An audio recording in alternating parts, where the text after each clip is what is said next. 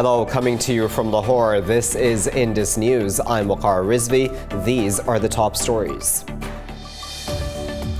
Taliban and leading Afghan politicians have said that the complete withdrawal of foreign forces from Afghanistan is essential for lasting peace. At the conclusion of the first intra-Afghan talks in Moscow, they asked all countries to avoid interfering in Afghanistan's internal affairs. In a joint statement, they agreed that Afghan territory should not be used against any other nation. Taliban said that the unprecedented talks with Afghan politicians were very successful. The Afghan politicians and Taliban agreed to resume their dialogue in Doha soon.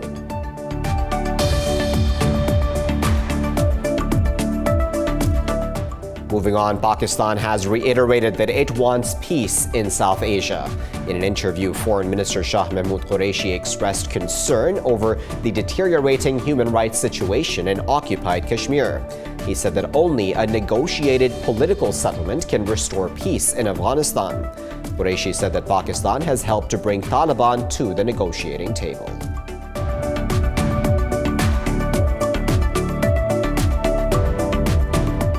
Meanwhile, President Donald Trump has said that he expects U.S.-led coalition forces will reclaim all territory from ISIS militants in Syria and Iraq by next week. Addressing a 79-nation conference in Washington, Secretary of State Mike Pompeo said that the U.S. remains committed to destroying ISIS despite pulling out its forces from Syria. Turkey's Foreign Minister Mevlut Çavuşoğlu has said that the elimination of ISIS remnants and the U.S. withdrawal should be coordinated.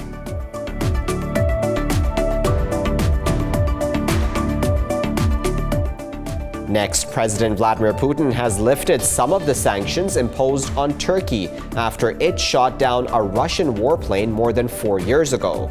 A decree signed by Putin relaxed restrictions on Turkish long-haul drivers, businessmen, and employees at Turkey's diplomatic missions. The Kremlin said that the restrictions would be officially lifted when Turkey reciprocates.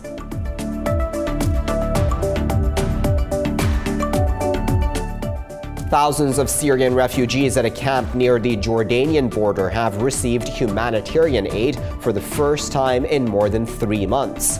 The aid convoy, organized by the United Nations and Red Crescent, was the first to reach the 40,000 displaced Syrians at Rukban since November 3rd.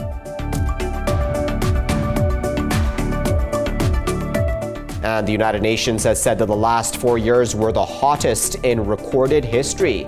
In a report, the UN's World Meteorological Organization said that 2016 was the hottest year on record, while 2018 was the 4th warmest.